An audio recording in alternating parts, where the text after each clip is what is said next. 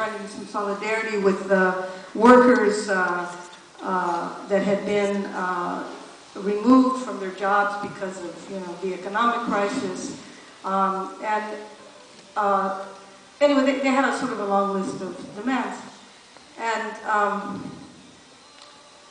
I felt like that when I went, so then I was somebody had asked me to come and talk to them, and I did, and there was like a group of about maybe 30 people that were there. Some of them were Huelguistas, and they were about maybe 4 days into their fast. And I felt not encouraged. And by that, I felt really and I say this with all, I respected the impulse of going out on this hunger strike. But hunger strikes are the last line. It's the last line of defense. Those mujeres back in the 80s, they went from Watsonville. They went on a hunger strike against the canneries after they were in a strike against the canneries for 2 years. And then they went on, and then when the union abandoned them, they went on a wildcat strike. And then their last result, was a hunger strike. They had a strategy.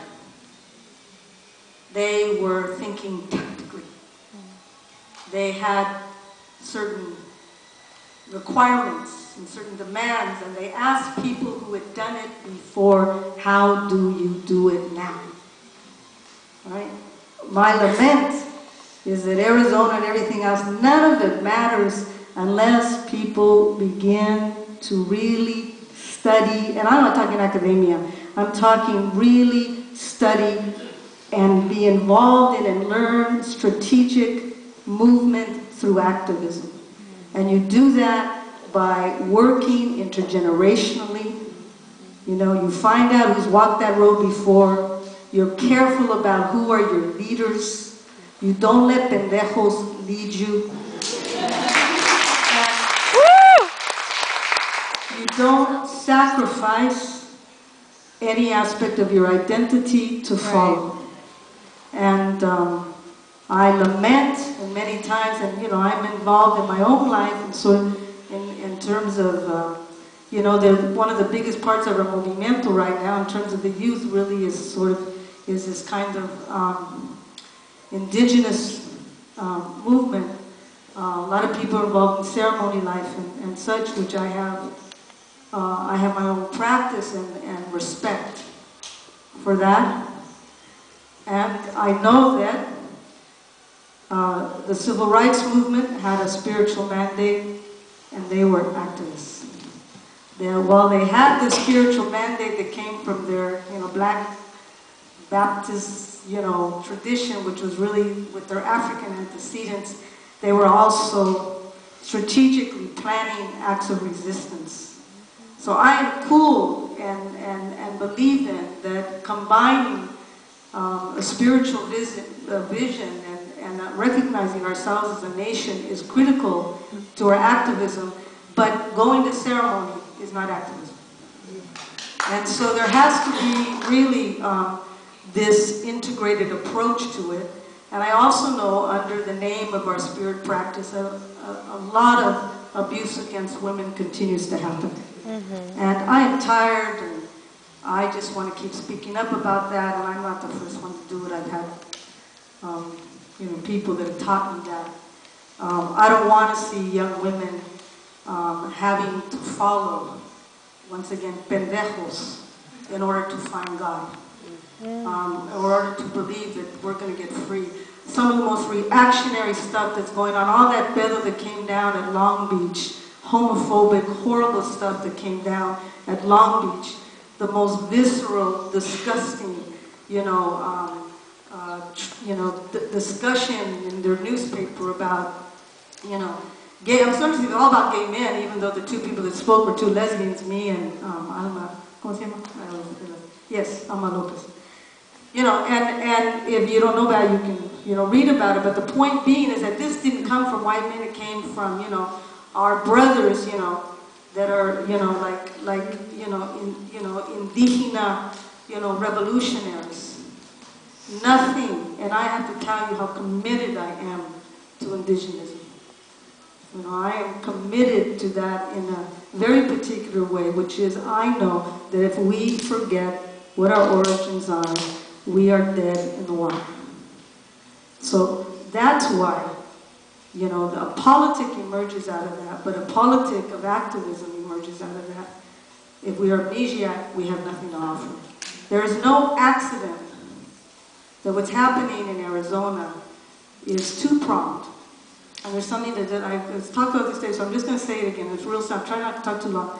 But, okay, so first of all, there's all this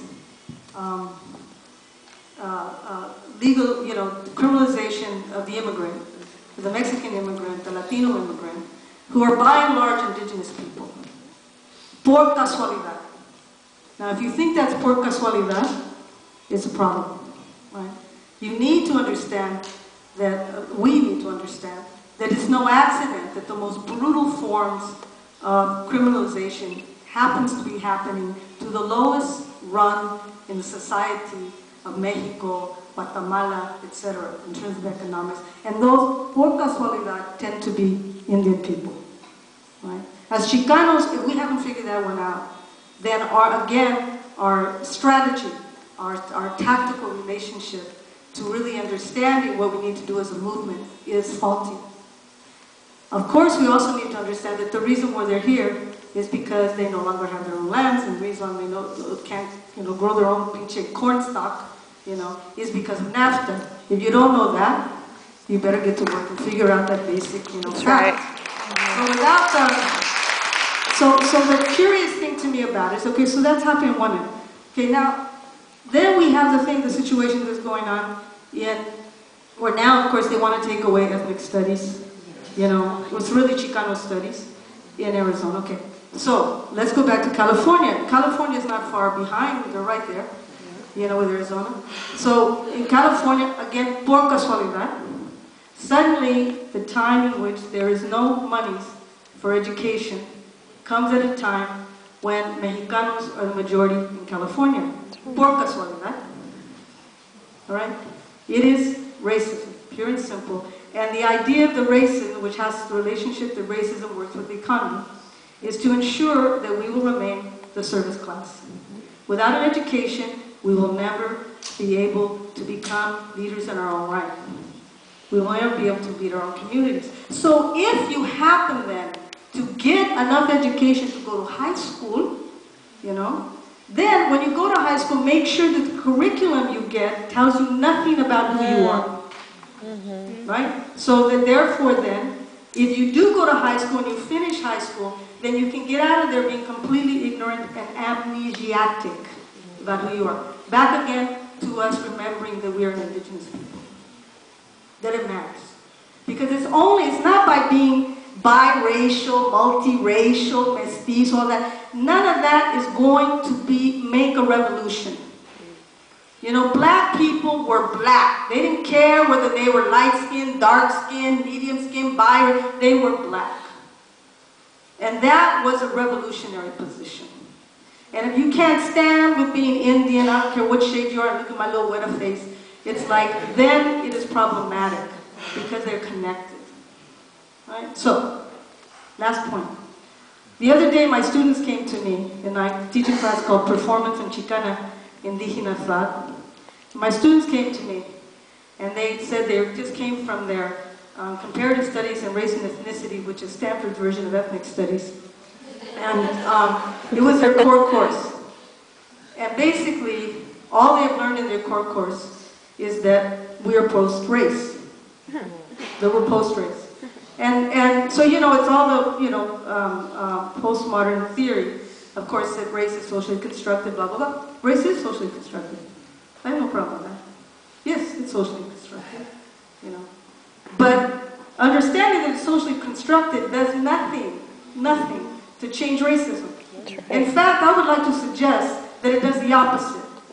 Then in practice, what happens at the university system is you tell kids of color that race is socially constructed, and they feel they have no right to recognize racism anymore, that they've theorized themselves out of existence. So, this is Stanford University. So what I'd like to say that if you do happen to pass through those ranks, and some little pitiful little part of you, little minority who we are, get to go to a ruling class university, make sure that when you get out of there, you no longer believe you have the right even to critical thinking as a person of color. You have no right to protest. So what we need to understand is from the most impoverished immigrant coming in, indígena, zapoteca, lo que sea, that's coming in, to the most highest, elite Stanford University PhD mierda that exists, right? They want you not to know who you are, so that you can then become functionary for this country and part of their service class, or if you do become a leader, it will be to lead us out of existence. I am not playing. My I is not I, it's we. We are not playing. This is very serious. Right. And it is as ugly as it had ever been. And I'm telling you, it's like I ain't young. So, it's like, and what I'm saying is that when we came of age, we never thought it was going to be like this. So I told these children this morning, earlier today, is that I'm glad that as queer people, you can come and, UCLA funds you to have your conference. I'm glad. That's a really great thing. But if for any moment you think somehow that road, now like you got somewhere, you didn't get anywhere.